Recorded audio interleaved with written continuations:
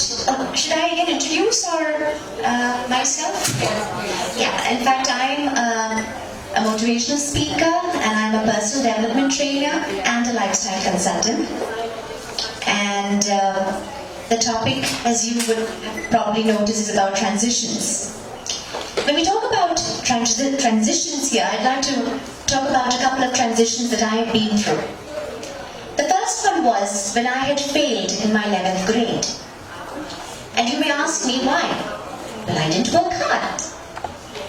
So that is the first one. But yes, I had moved on from then. And the second one was, as a mom, I had completed my degree and then had got married. And again started this journey of learning after I became a mom and I had 2 children. That was 2004. And I continue with that journey because currently I'm doing my PhD research in English literature. The third one, the transition which I'd like to share with you, is when, at the age of 37, when I'd undergone a personal crisis. The personal crisis here was such that not only did it cause me anxiety and stress, I put up with that stress for more than a year or so. And when it started affecting my physical health, that is when I realized that I need to take action. And this action, what I did was basically ask myself a few hard-hitting questions about myself, about my life, and how do I move forward. Before I describe about the transition, the third one, I would like to just mention to you that that's the time when I realized having a very, very strong, happy and harmonious childhood makes a huge difference in our life. Because the strength that we get much later from those happy memories is sometimes not very easily known to us. But much later it can help. Because how it had helped me was the kind of confidence that I had received as a child because of the happy environment that I was a part of. That gave me the strength to self-counsel myself during that critical time. I wasn't very keen to go to a counselor, whatever the reasons be. But I decided to counsel myself. So I began with positive affirmations, getting rid of the negative thoughts that would be haunting me, keeping away as much as possible from toxic relationships too. Because toxic relationships or toxic environments can actually bring about a greater stress in our life. So those are the 3 ones that I would like to share with you. Talking of this personal crisis, it was one of those times that today I would like to consider as opportunities for self-discovery, which I would not have otherwise known had I not been through that crisis. As far as my beliefs and my learnings go, I'd like to share with you 3 of the 3 learnings that I experienced during my process, through the transitions and in my life. The first one is beliefs. The moment I had started believing that there can be a positive change, and the change is something which I wanted to happen, because as a child I've always had a lot of encouragement from my dad. Lot of encouragement. But the fact is, there was a limitation to how much he could encourage me, because I had to start believing it. Only then will the change come.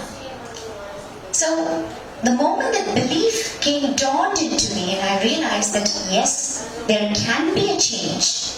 Because what actually changed my belief was also when I had completed a project. That itself gave me a thought, yes, Seetha, when you decide to do something and complete it, it is possible. When I talk about beliefs, a story comes to my mind. When I was in high school, when I was in 12th grade, yes, there was one girl whom I knew had just got admitted to the school, she came to grade 11. Now she came from her regional curriculum school. So you can imagine the challenge she had, because the writing, the teaching, everything was in her regional curriculum. And she was struggling with the language because she had difficulty in understanding what teachers were teaching her, and also in terms of the notes, the subjects, everything was being taught in English. But I'm so happy to tell you, beautiful ladies, that at the end of the year, when the board results came out, she was one of the toppers in the school. And I think that was no small feat because of her strong belief. The second one, in terms of learning, is nurture your child during the childhood days. I don't know how many of you are parents here. How many of you are parents? Almost all. Okay. And I'm not sure how would you consider nurturance to be. Would any of you please let me know what you consider to be nurturance? Yeah, living every moment. My nurturing means living every moment with them, enjoying every small things, every as small as having bath or feeding or anything, right from seeing their growth spurts, living my career in one pause and focusing till they grow up. That is my nurturance. Thank you for the definition of nurturance. Yes? Giving them the space to grow and allowing their own heart and mind to guide them. Okay, allowing that's an interesting definition of nurturance. Yes, please. So I have a very interesting story to share. My daughter, my kids are in Australia, so she calls me one day and she says, "Mom," and so she's she's 28 now, so she's 25. She said, "Mom, I am going to go away to Central America alone." Okay, alone, and I am taking sabbatical, and I'm gone for 6 months. And we are talking about Pablo Escobar area. Okay. We're talking about starting from Guatemala down, Nicaragua, Colombia. She's going to end up in Mexico, like all that stuff. And my heart just fell literally under my feet. And I said, "No, Shabeen," I said, "you can't do this. Why not come to India? Come to India, there's lots of NGOs." She said, "I'm going to go and work in slums," which means it's going to be in remote areas.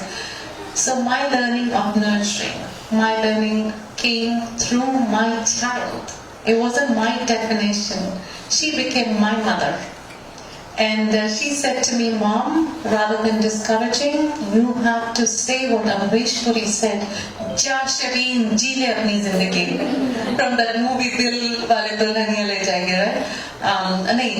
It's DGLJ, yeah. So I just thought about it for a second, and I just thought, at the expense of my sleepless nights, which of course I will have, but at my expense of not letting her know I have sleepless nights, I said, "Ja Shabeen, ji le apni zindagi," because in the movie he says, "Ja Simran, ji le apni zindagi," and for me that was my freely giving up my fears, because we all live so fearfully for our children.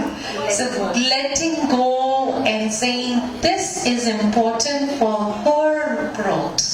So when we can sacrifice our fears and let them sprout wings and fly away, I think you've done your role in nurturing. Thank you. Thank you so much. So I have some things to say. I think what I focus on, each day is a new day, because in a process children hurt us mostly every day. Somehow the other way we get hurt by our own children, and it's very difficult to forgive them. But what I decided is that every day is a new day. I'm going to forget what happened, and I'm going to talk positive. Yes, discipline is there, but I'm not going to show them I'm disciplining them, but it's more of loving them, more of guiding them. That is what my nurturing is. Thank you. Yeah.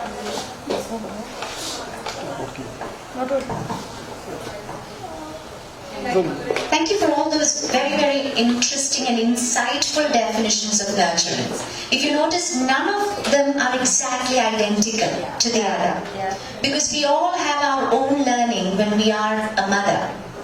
And of course, how we have been brought up, that also creates an impact on what we think nurturing is all about. In my case, I'll just be quick, sorry. In my case, when I talk about nurturance, what comes to my mind is, I grew up in a small suburb in Dubai. It was a small flat, and I used to love doodling. I used to love scribbling. So my dad would say, you can scribble on one part of the wall in the bedroom. Do whatever you want. So I would scribble. That wall was a big mess. So when people would come, they would say, what a messy room, and not the room, but what a messy wall. And they would look at me, but I was least perturbed, because they don't know that I've got encouragement. So of course that's quite I think unconventional way, but I think it definitely gave me a certain strength which would not have been possible if I was given the very regular do this, do that, because he literally had given me the wings to fly and fly at my own pace. And last but not least is motivating others the way that you like to be motivated. When my son was around 11, he decided to bake a small birthday cake for our household help, who was helping out at home. So he said, Mama, don't tell him I'm baking the cake, and you don't help me.